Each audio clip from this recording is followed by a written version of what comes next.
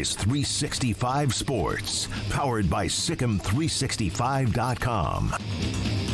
Welcome to the Triple Option. Here's your host, Paul Catalina. Welcome in, Paul Catalina, Jack Mackenzie. I don't know if you guys, do people know what Jack looks like? A little bit. How familiar would they be? Like if we just put a lineup of three random people, like this is Emery, this is Jack, this is the intern, would people get them right? I think at this point, yes. They would know you. I don't know about that. I don't know about that because most of that's been on Crystal Ball College Football, our other college football YouTube channel that we run.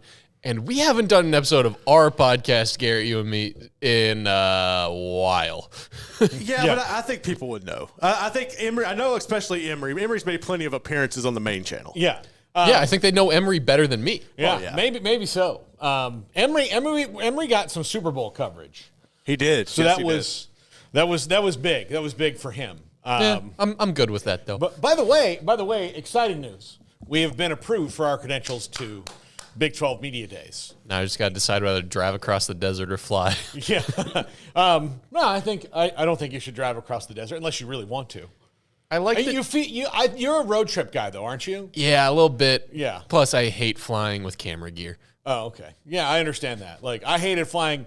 Radio gear is much less oh crap, I dropped this, 6 inches off the ground and now we can't do anything. But it's a big enough pain in the butt because you'll go through TSA and then most of the time they don't say a word about it, which is a little bit troubling given the fact that when they do, they're like, because if you... So is this a bomb? It's like they look at it.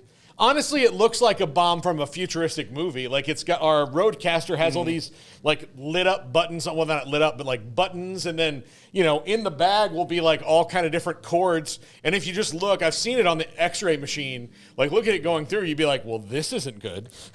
That's not to mention the times when they try and make you gate check camera gear because there's no room in the overheads. And you just have to be like, I will not. Yeah, I will not. That's why you should also put a lithium-ion battery in every single bag that has gear because they cannot not put that in the cabin. Yeah, because it's risk of exploding. Yeah, so there you go. I like good tip, Jack. But yeah, so that's exciting news. I've also applied, and we talked about this yesterday, for us to maybe go to SEC Media Days because much easier. It is a stone's throw from us. Yes, it is. They have decided that since they are now, in Texas and Oklahoma, that they should come to Dallas and do Media Days. So at the Omni, not at Jerry World. No, that was where the Big 12 used to do it.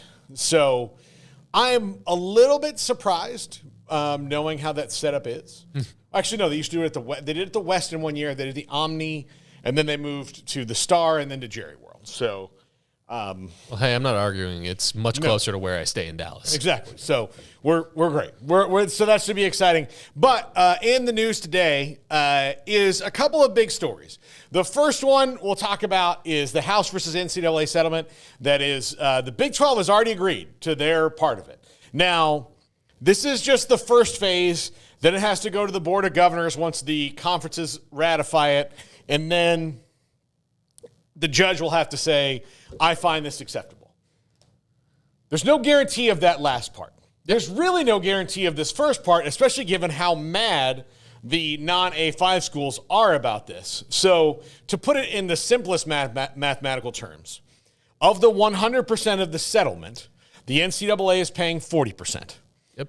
The Autonomy 5 conferences, not the conferences, everybody else, the schools are going to pay 60%. But of that 60%, 60% of that is being paid by the non-A5 schools who are less liable for this than the A5 schools are and have less money. So these dents will be bigger in their pockets than it will, just comparatively budget-wise to the A5 schools. The A5 conferences will all agree to this pretty fast because it allows them to get off the hook for cheaper. And their logic is, well, there's more of them than there are of us, so they should have to pay collectively more. And the other argument is like, wait a minute, we're not the reason that we got sued.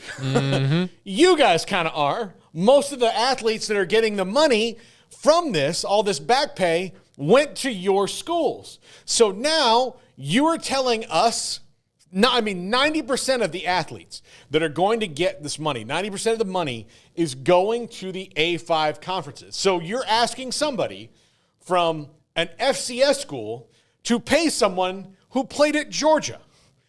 That just doesn't really make sense to them.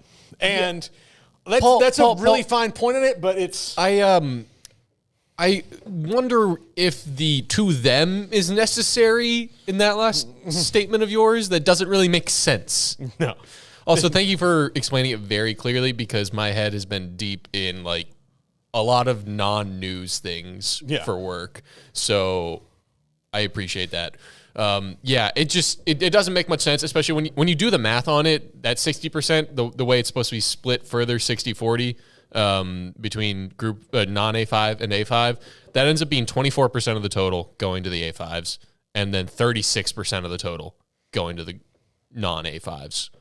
Yeah. So if that helps people understand how big of a gap there is, like they are paying, I want to say it's 150% of what the A5 is paying. Yeah. So here I know it's spread out among many more schools, but like, dear Lord, the gap in revenue and the gap in like what those players would have been making at A5 schools is so big to like, it doesn't make sense. Yeah. So it doesn't make sense.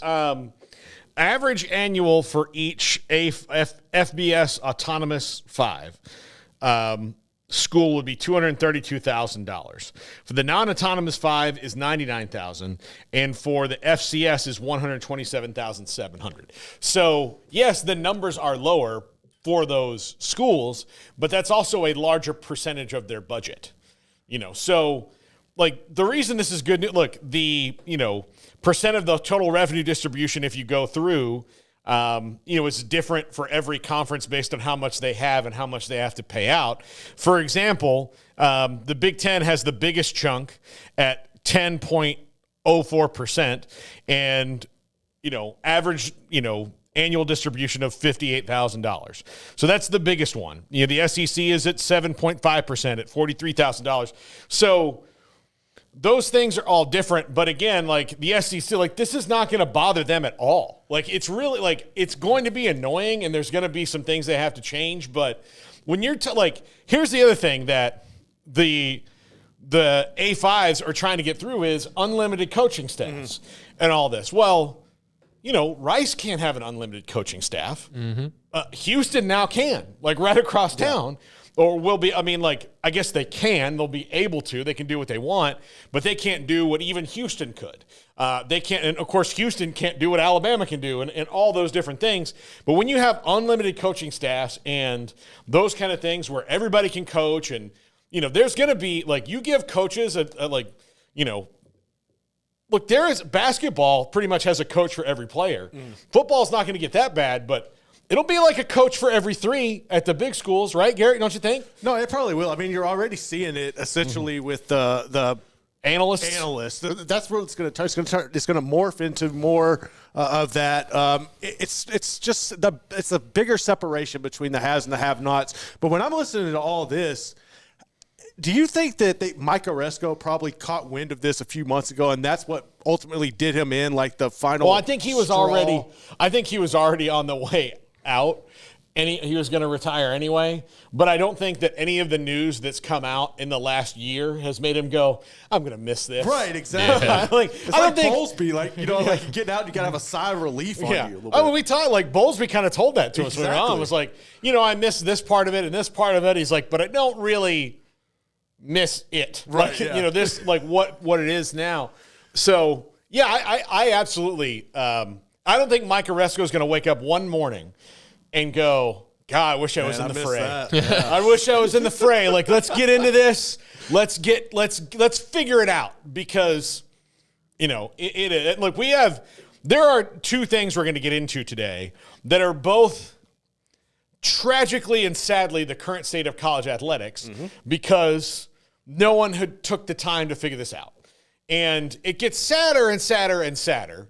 And it's really the way of the world. And Jack, you're a big history buff. Garrett, I know you're a history buff. I'm a history buff. The more you study history, the more you find out that, like, the pockets of when we were, like, just as humanity, I'm not just talking about America here. As humanity, we have, like, 25 to 50-year periods at best where we're like, man, we're humming along. This is we are making good decisions. Yeah. This is, everything's kind of pointing in the right direction. And alrighty, Roo. Most of the rest of it is us messing up. And right now, I would say for my whole life, we are in a period of kind of like, we started out okay, and we're like, fine, we're kind of rolling. Like, we kind of maybe thought we'd figure some things out, but then, stuff didn't trickle down like it's just like, it's just, yeah. Oh, like, yeah, no, what trickles down is bullcrap. Like, that's what trickled down. And so it just gets worse and worse. And we're in the period now of, just ridiculousness of unilateral decisions that are made because people want to consolidate power. And then they don't realize that, like, power is finite. Like, it is, you can have all you want, you can do this, but eventually it all comes crashing down, man. And when you try to continuously, like, move the pieces on the board and don't have any kind of long-term strategy, this is what happens, and this is what we're seeing now. And I feel bad for the schools that are not the Autonomy 5 because they've been given no autonomy in this. Like, nope. The other ones make all the decisions. They have all the money, and they have to be like, well, if we want to be a part of this, which even leads more into, this is another message from those, well, I say 5, it's now 4, but, like, the Pac-12 still on the hook for this because they existed while this back pay was going on. The Autonomy 4 just keep telling people this is we don't really want you. Like, You're lucky to be here. We don't really want to deal with you. We'd rather just do our own thing. And maybe eventually that's going to happen. And I think there is enough of talk about it to where, not in the next decade, although things do happen fast, but I can see in the next 2 decades, within that, like, once you have, a long time of, like, this is how the money works in the playoff, I can see the non-Autonomy 5 going, like, look, here's what, like, you win. Like, we just have to do our own thing. Now, something just popped in my head because we see how it's going. We see that it is moving towards a super league, and we see how little mind is paid to the non-autonomy schools and programs, especially when it comes to the money. And we're talking about future-looking major league, minor league kind of stuff, right? Mm-hmm. We keep hearing, like, oh, they're going to become an NFL minor league. Mm-hmm. But I want to look at baseball right now. Mm-hmm. Baseball has fallen off of what it used to be, right? Mm-hmm. It used to be America's absolute pastime, the number one sport here. And I'm just curious to see if you see any parallels right there with the MLB, because in my mind, I'm like, okay, minor leagues don't really mean too much to anyone. They're not making a lot of money. They serve as a nice little development for the major leagues, but I don't think they're a great business proposition. Well, and major leagues, that business seems to constantly be, like, not hurting, but they're not doing as well as they used to. And everyone knows it. And while they're not dealing with, like, the Yankees constantly winning championships anymore, I don't know. There's some overall, I can see college football going the way of the MLB, and I'm not saying it's more popular now than the MLB, just the same arc. Maybe different heights, but the same arc. Yeah, maybe. Minor league baseball is necessary. It's, because of the way that they draft. I mean, when you have 16-year-old Dominican kids, like, you can't just put them in like, all right, Javi, Good luck. By the way, this is Mike Trout. Oh, have you? I know you're a big Shohei Ohtani fan. You'll be playing right across from him. So have fun with that, and hope puberty's going well. But Yeah. no, they have that. And as a matter of fact, right now there's a lot of consolidation in the minor leagues because there were too many. And they weren't making money, or the player. First, the other reason the consolidation happened is the minor league baseball players won their suit about making living wages against baseball. So what I'm hearing is that's the future. Yeah, that's that. I mean, that is the future. Consolidation. A lot of programs that we know and love having teams are going to have to cut their teams. There's going to be consolidation. There's already the player wages argument happening before they even consolidate now for college football. And I would like to ask you, like, how much do you think someone in a town that just lost a minor league baseball team is going to care about baseball? Like, do you think that having a minor league team helps them care more about baseball, or do you think not having a minor league team just draws them into the majors more? I think having a minor league team helps you draw it. I mean, if you've ever lived in a town with a minor league team, that's your only thing. Like, especially in the summertime, where $12 gets you a ticket on the third baseline and 2 hot dogs. Like, I mean, that's a great deal. Like, especially like Garrett. You have kids. I do. If we had a minor league baseball team here in the summertime, for going out like that, then those things are cheap. Like, it's cheap most places. Like, you've probably taken to the Express. The Express is great. I haven't. I want to. And I was excited. So I'm glad you mentioned that, because remember Waco was going to get that Blue Cats or whatever. Yeah. I was thinking about doing that. I was excited, thinking this is another opportunity. We don't really have much here. It's something I could take my kids to do. It would have meant a lot, but unfortunately, that's not the case. I feel like I'd go like once a month. Yeah. At least. And if they get all 150,000 people in Waco going once a month, Yeah, no, I mean, you have those things. Look, the Round Rock Express is about an hour and 10 minutes from here, and I've been there a few times. It's fun, and that's AAA. And the AAA teams do better because, again, they have more money than the AA and the Single A and the Rookie League. But if you live in a town with a minor league baseball team, you'll care more. Like, I'm kind of a living testament to that, in that I grew up in a lot of places that had them. Yeah. Fort Myers was, of course, spring training, which you start following guys in the minor leagues because you got their autograph when you were a kid. Yeah. Or, I remember watching Nomar Garcia-Parra play as a minor leaguer and being like, damn, I can't wait for him to get there. So that's kind of how you follow. Shreveport, Louisiana, when I was a kid, they had the captains. Yeah, anytime that a guy played for the captains, made the majors, I'd be like, oh, awesome. So I guess my overarching point really there is you see how it can help grow a game. Mm-hmm. And then you see, but there's consolidation, and we're worried about how all the money there because we have to pay players more. And I see that as a future for college football, and I'm thinking, hey, at the top they're thinking we're trying to grow the sport, we're trying to make more money, and they're trying to grow the sport in terms of money, not in terms of fans and actual connection. And so I see them moving everything in a direction contrary to natural grassroots growth. Something that, as a European soccer fan, you knew I was going to bring this in. Yeah. You see a lot because people can form their own clubs. They can go up through the pyramid. And so everyone has a hometown team. Everyone gets in on the culture because it is right there at your doorstep. Yeah. And I think that's something I am very scared of, because the cost constantly seems to be passed down to the lowest levels, instead of keeping the cost at the highest levels where the money is actually made to pay that cost. Yeah. No, I agree with you. I mean, I think there's going to be something that happens, consolidation that happens, and it'll be separate. Nobody's getting rid of football. I don't think a lot of colleges are going to really get rid of that many teams, so to speak. I think COVID was the big, excuse they used. And I will say excuse because I do think it was an excuse for a lot of them to be like, especially the West Coast schools. You know what? I've wanted to trim swimming and diving. COVID, bye. That's kind of how it was in a lot of places. But I do wonder if football just becomes too big of a hassle, and you see they're not going to cut basketball or women's basketball. They might not even cut swimming and diving. They might just they might start looking at sports as what's the biggest expenses. Yeah. And cut from the top, not from the bottom. And I think before they do that, you're going to see the waves of consolidation you're going to see are, one, they will football will break off, and football and basketball will be kind of its own thing. And then, like, as far as conferences go, so the SEC and Big Ten and ACC will have their, Big 12 will have their conferences in football, and, like, that will be those conferences.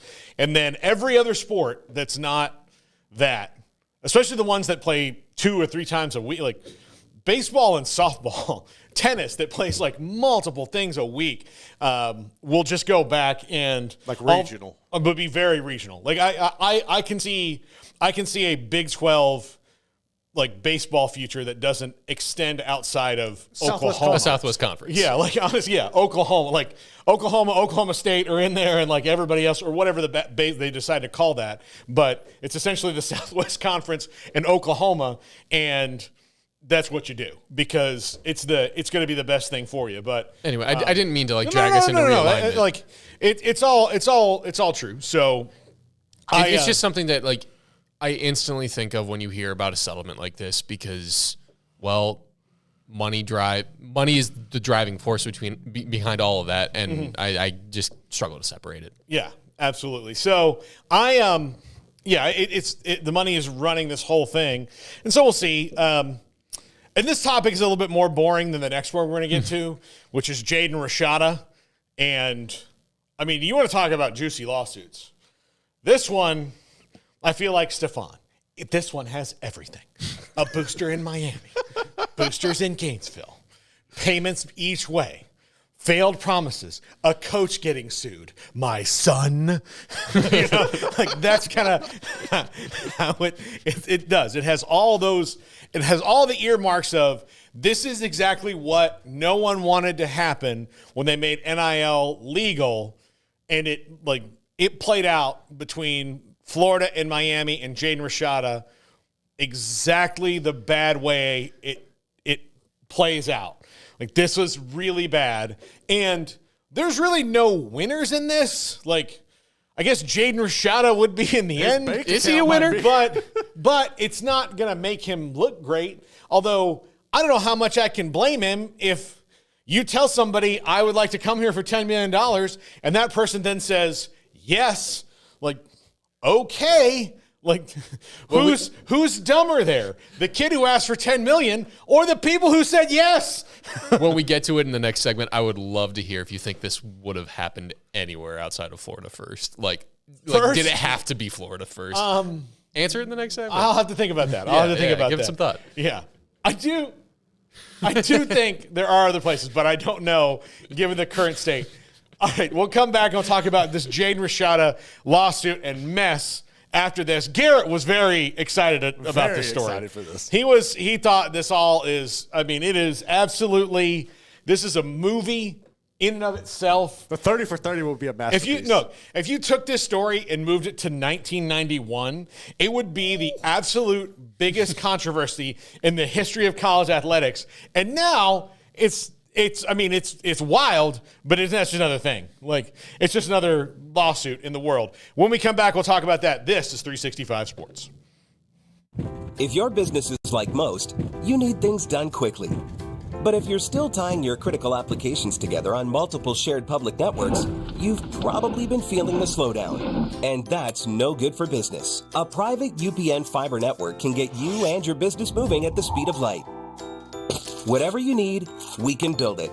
Internet, Metro Ethernet, Waves, dark fiber. We deliver custom private networks and are focused on business customers only. Our next generation 100% fiber optic infrastructure offers you low latency and ultra scalable bandwidth with speeds up to 100 gigabit to run your critical applications. Your connection won't be limiting your performance anymore. It's diverse and scalable, so it can grow and change as your business grows and changes. And with a secure carrier-grade private network, you'll have all the reliability you need. Contact UPN today to learn more. Fast just got faster.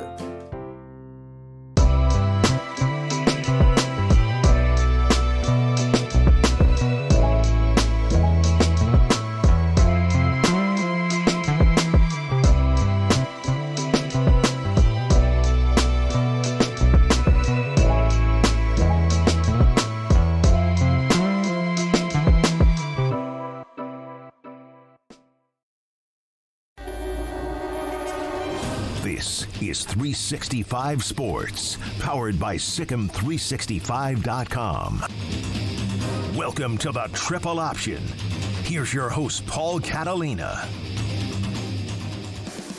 Welcome back, Paul Catalina and Jack Mackenzie. All right, just in case, Emery, come here. Get on camera with Jack. Just kind of snuggle up next to each other. I'm asking the chat room, would you have known which one is which?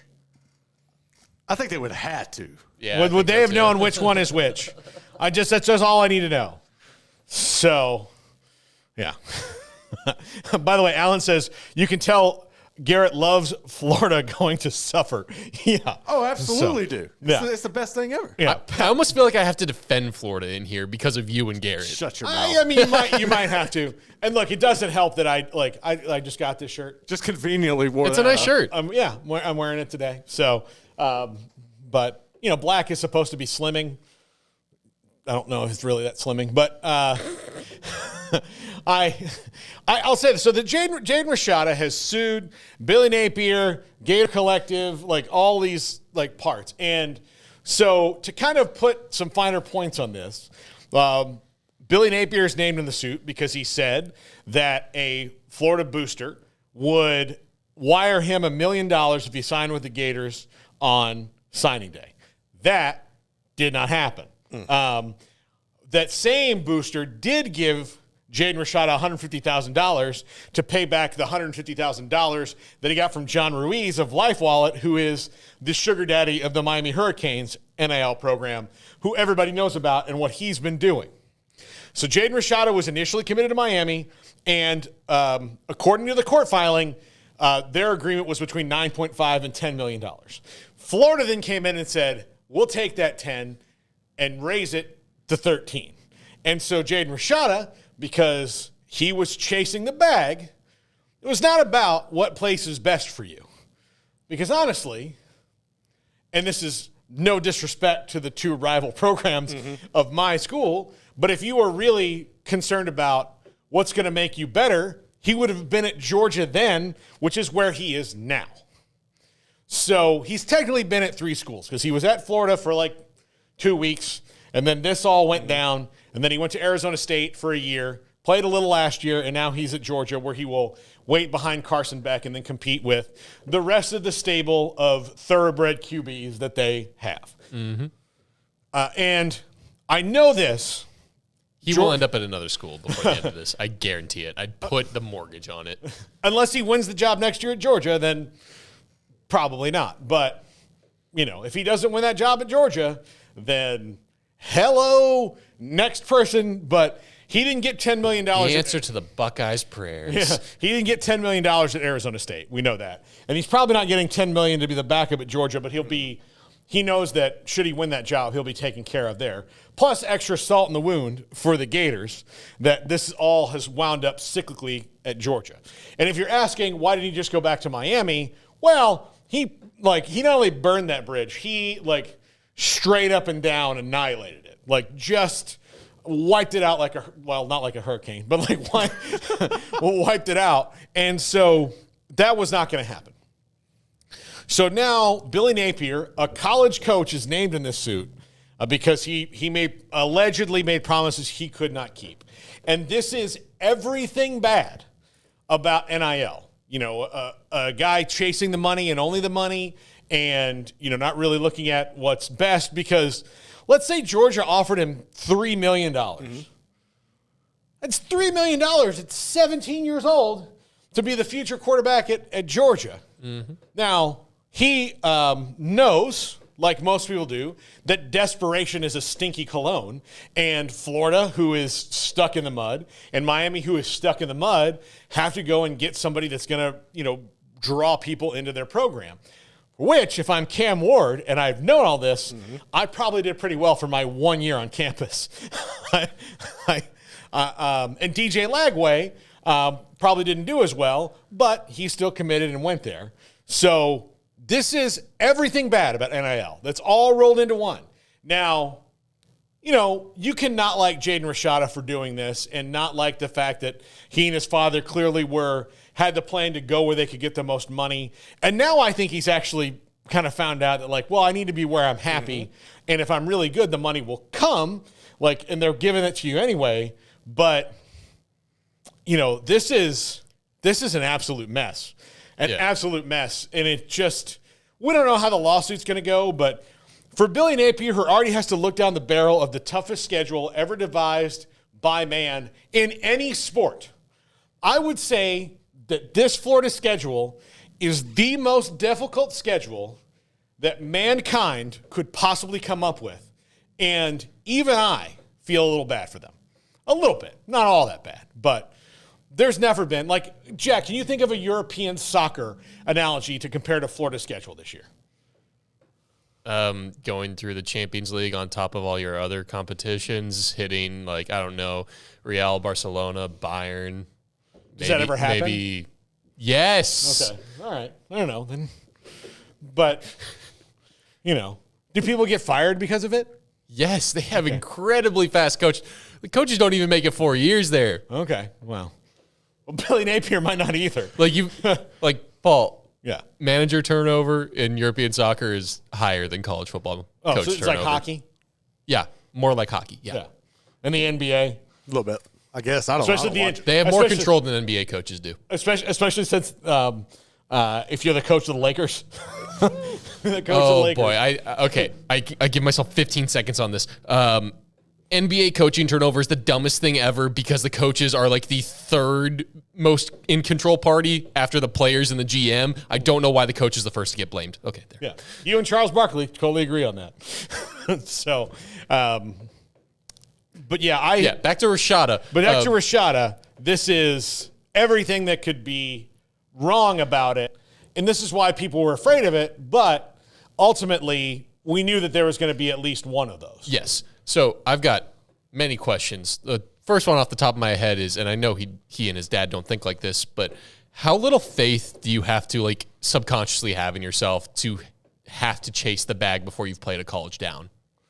How little faith that like you might be a 5-star, but you're not going to make the NFL, so you have to get the bag now. I don't know if it's that like that. I mean, that's a really good, deep psychological question, Jack. that is like I know we've seen players get devastating injuries and have no pro career from it. Like there is stuff there to be worried about. How little faith you have. What I would worry about is it's very early in the NIL era. Like we're not even, if NIL was president, like right now we'd be talking about it getting reelected. Like, so it's only that, it's not even to its second term yet. And I would be nervous if I was anybody involved in this. And, you walk up to somebody, and this is never, they've never done it like this out in the open, but you say $10 million, and somebody says yes. I'd have been like, all right, I'll take it, and I hope that we get that. But then when you have somebody else that you say, well, they gave me 10, if you can beat that, and then they just get desperate and say, yes, we can, then you start wondering, like, all right, this is too good to be true, because it absolutely, it was too good to be true. Like the fact that $13 million, the way they structure the payouts, and then when he goes to get his first check, he's like, hey, just noticed that didn't hit, and they're like, well, here's the funny thing, we thought we had this money, but then. And I do think here's the other thing that happens on behalf of collectors sometimes. You'll get one guy who's like, all right, well, I know I'm good for this much. I'm not going to pay the whole $13 million, but if I'm good for this much, let's say he's in for 25%. Like I'm good for 25% of it. I'll round up the rest of the 75%. And then you call people up and they're like, how much now? How many touchdowns did you throw in for the actual Florida Gators and not high school in California? Oh, 0? Yeah. Call me again, when he starts a game, and we see how good he is. And then he's like, okay. And he's like, okay, well, instead of 13, how about I give you all the money in my wallet right now and this coupon to Chili's? Yeah. And Jaden Rashada is like, no, we have a signed contract that says 13. And so that's why he was let out of his national letter of intent, and he got to transfer. As much as I have questions about Rashada and why the bag chasing and why the bridge burning and all of that with Miami, I think the question really has to be at Florida right now. And like I said, I don't like to rag on Florida as much as you guys, but you cannot go signing a contract that you do not know for certain you can fulfill. Like, there is no way in hell you should be signing a contract for $13 million with an unproven QB if you don't know that you can pay him that $13 million. Like, if a pro team did this, what would the consequences be? Yeah. Well, I mean, that's the thing is they're regulated. So, yeah, they exactly can do it. Yeah. Like, I think that owner would actually be at risk of losing his team over something like that. I'll tell you what did happen. So, the Rangers, when they were owned by Tom Hicks. The Texas Rangers. Yeah, the Texas Rangers, owned by Tom Hicks. They paid Alex Rodriguez a bunch of money. They paid all these people a lot of money. And then they traded Alex Rodriguez and all these things. And then he was going to finance that with the parking deals that he had all over the place. Well, those didn't really work out. Well, that was weird. Yep. And then, so those didn't work out. And so then the league for a couple years was subsidizing the Rangers to cover these salary things. And they basically were like, all right, you know, get this, once we get this in order, you're going to sell this team. And then Tom Hicks sold the team and somebody else took over because, again, they're like, listen, you are wealthy, but apparently you're not Major League Baseball owner wealthy. So, yeah. So, in that vein, like, obviously, the regulations are not there. Control is not there right now. If this happened in the future, could we possibly start seeing donors get blacklisted, being like, you cannot be a part of collectives because you would not deliver, and it's making everyone look bad? Yeah, no, I think so, and I think this is what they're going to try. Could collectives as a whole get blackballed? Then a university has to start over, create a whole new collective. Well, this is why they're trying to bring all that stuff in-house. And so they say, instead of donating to a collective, you can donate directly to the university. We'll distribute the money. And then NIL can be separate with like an agent or something like that, where the agent goes out and gets you money from companies and not from collectives. Mm-hmm. So that's what they want to do. You know, David K was here. Were you here on? Yes. You weren't here. Oh yeah, we're here when DK. I was here for DK. Yeah. So that's kind of what they would like to do, and we'll see what happens coming out of this. But it's going to be hard to see the courts deciding collectives can't exist, short of like, you know, federal regulation on what constitutes a collective. So are we in like a weird middle ground where like we just will not see actual punishment outside of direct between parties legal repercussions here? Like, yeah, I mean, there will be no NCAA, no SEC kind of like, hey, you made us look bad. Here's the thing. I think the NCAA can't really do anything about that because, you know, Billy Napier was essentially following the rules. I mean, he could do all this stuff. I mean, I guess tangentially do all this stuff. Although him saying the $1 million, that one is, I'm sure, a violation. But there's not violations anymore. So that was like the Will Wade move. Just put it out there. Yeah, just put it out there. And so, I mean, again, if that winds up being true or corroborated in any way. And we'll see. I don't know. Like, I don't think Billy Napier or any of you people want this to go to court. So it'll probably get settled. I don't know if, and it's already been publicly dragged through enough. And you know, I don't know. It's going to get settled. It's going to get settled, I would think. But the NCAA can't do anything. You know, legal ramifications, civil suits, like that's really the punishment here. And then ultimately, the most professional person that will get punished is ultimately Billy Napier, who has this on top of the fact that, you know, they already weren't very good, and now they have the toughest schedule in the world. I'm wondering, like, what could be some lasting consequences of this, like, for Florida, for Napier especially if he loses his job at Florida. Does a pending lawsuit affect his hiring somewhere else? Does the fact that the lawsuit alleges that he made a verbal promise about NIL funds that is a violation and he couldn't keep the promise, does that affect his hireability? The person who gets hurt the most here is Billy Napier. Like, no matter what happens, the person who is hurt the most here and has the most to lose is Billy Napier. Jaden Rashada, the worst thing that's going to happen to him is they settle for a number that's lower than what he wanted, and people think he's a bit of a dick because of this. Like, again, if you go on and Jaden Rashada could be the next big thing.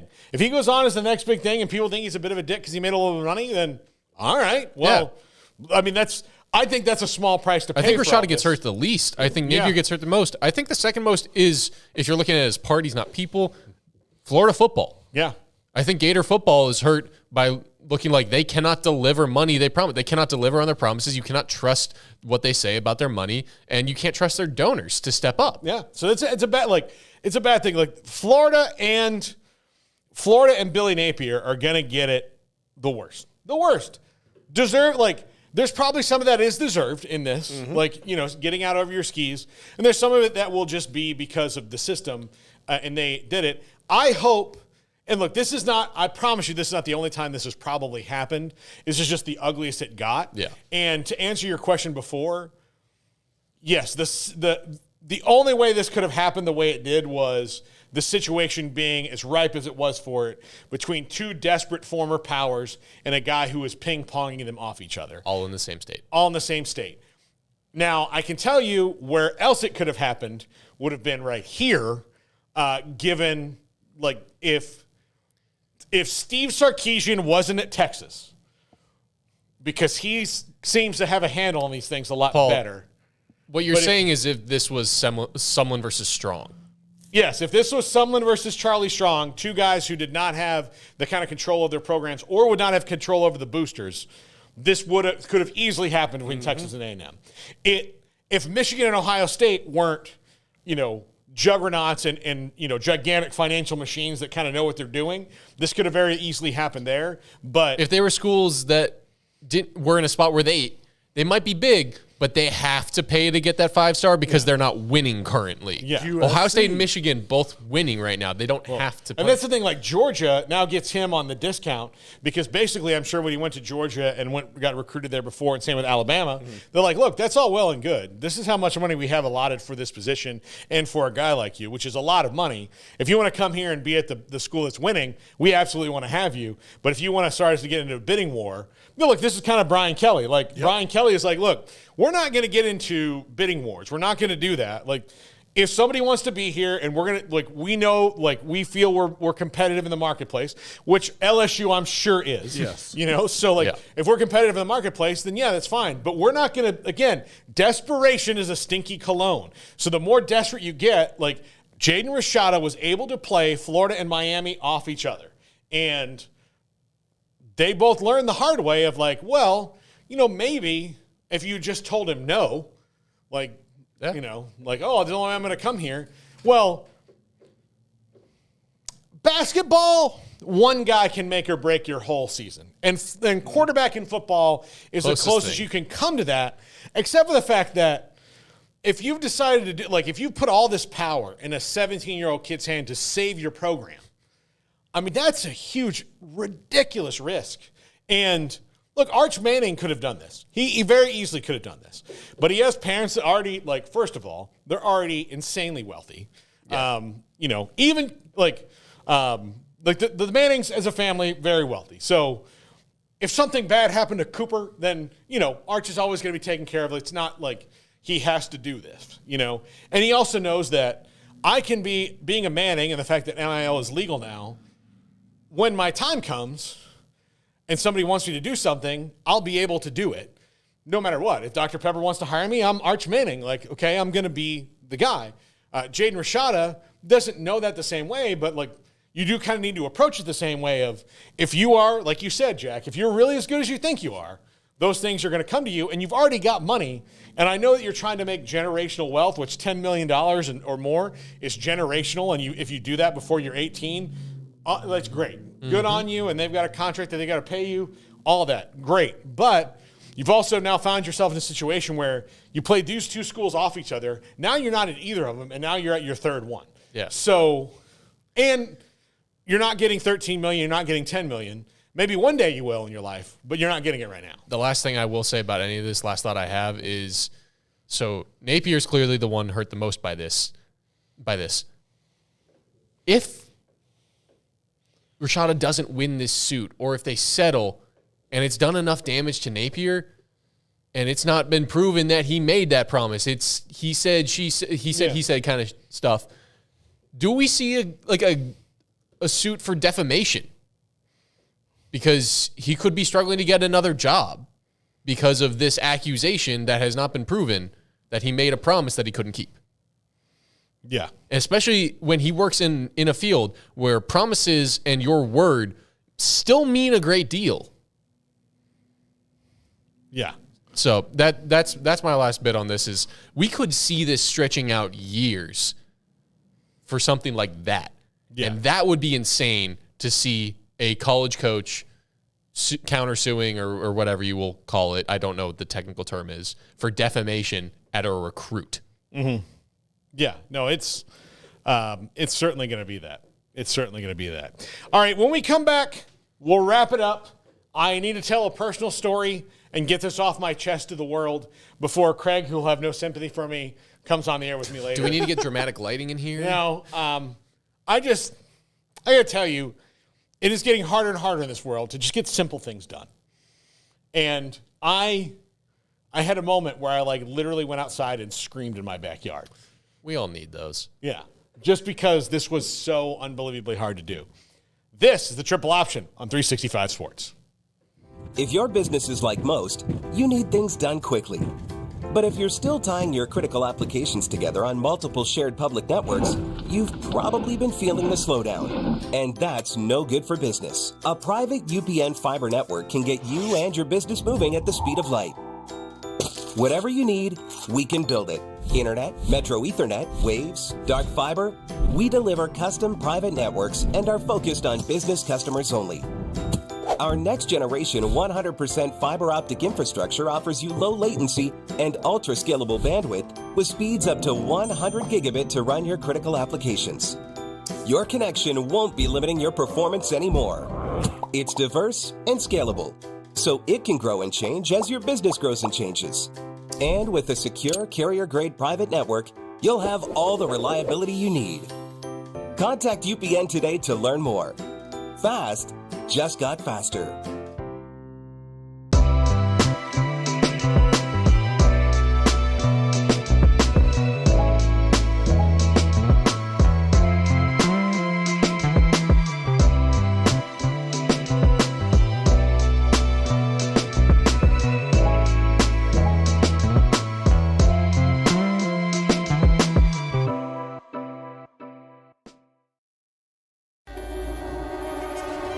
This is 365 Sports, powered by Sikkim365.com.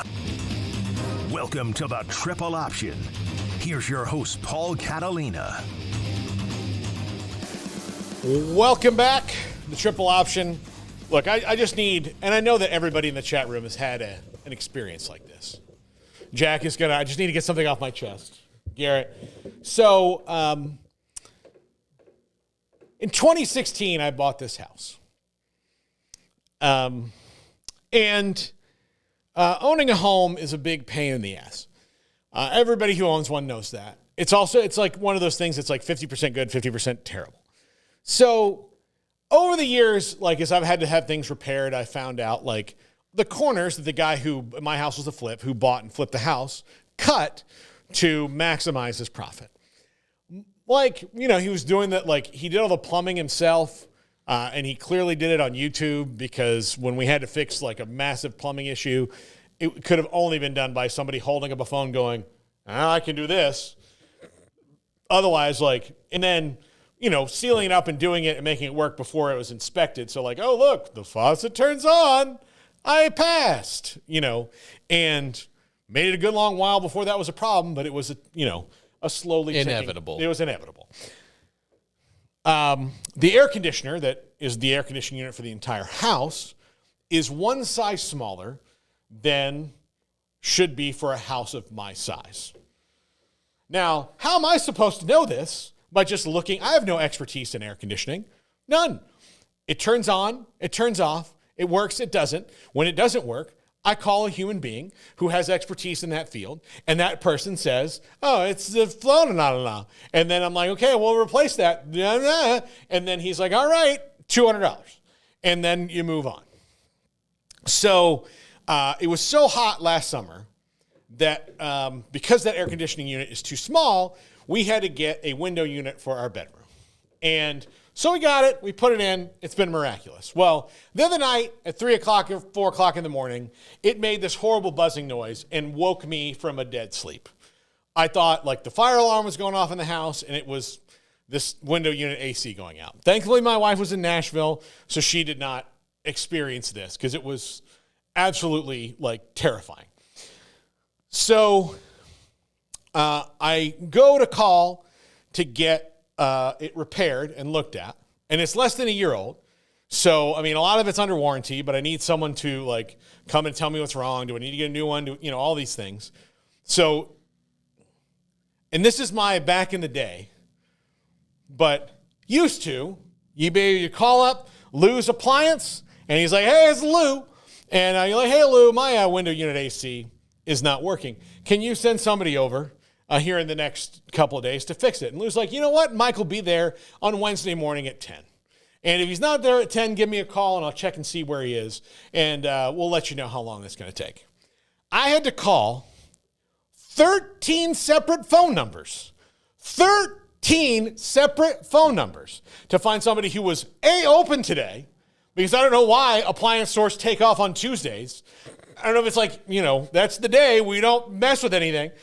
And then I finally got to Sears, which is, again, a national company, and I had to go through, put this information in, and this and this and this. And they're coming on Thursday, but I had to go through all that.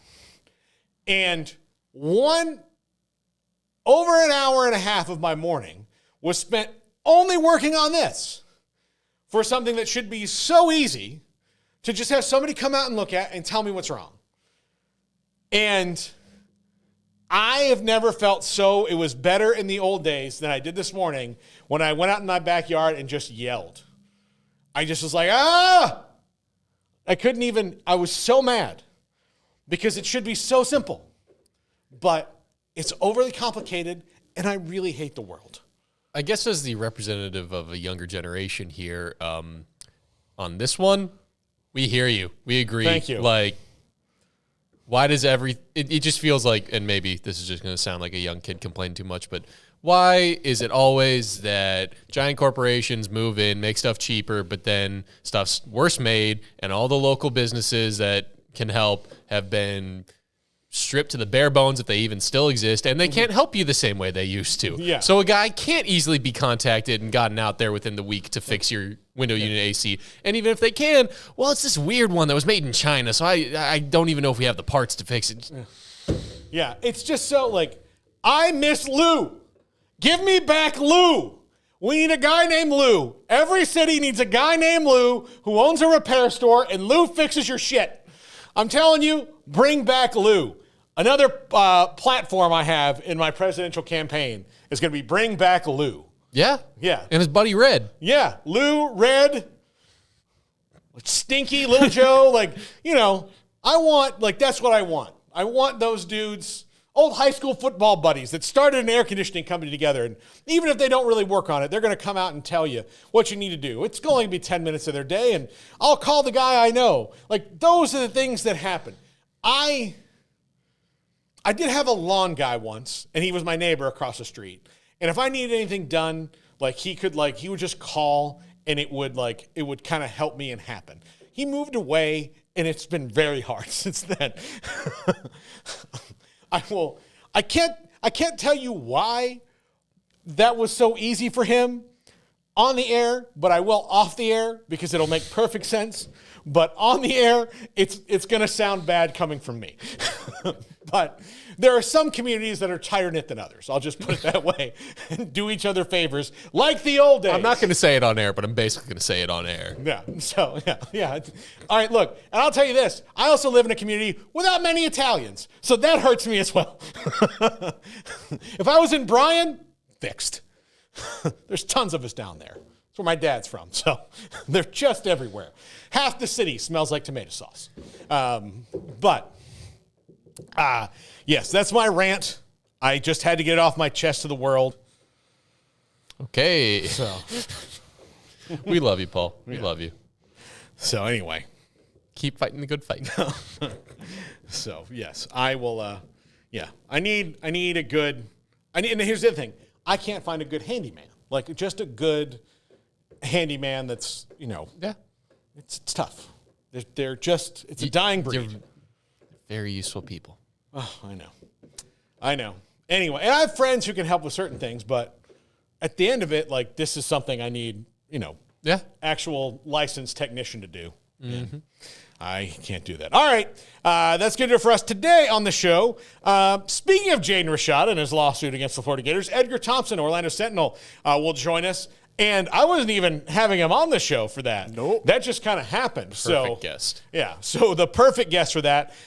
We've got a couple other guests coming up this week that I'm really excited about. We've got an author that wrote a book about the SEC tomorrow. We'll have Mitt Winter, attorney, who's done a lot of work on what the NCAA settlement. That's coming up tomorrow. Also today, we're going to talk Notre Dame with Mike Frank. We've kind of covered all the conferences, right, Garrett? But we haven't covered Notre Dame yet. We haven't hit Notre Dame. I mean, Notre Dame and their post-spring thing. So we'll talk about that with Mike Frank, who's always good when he's on with us. John McClain, Craig's Off the Radar, my top 5. That's all coming up. This is 365 Sports. If your business is like most,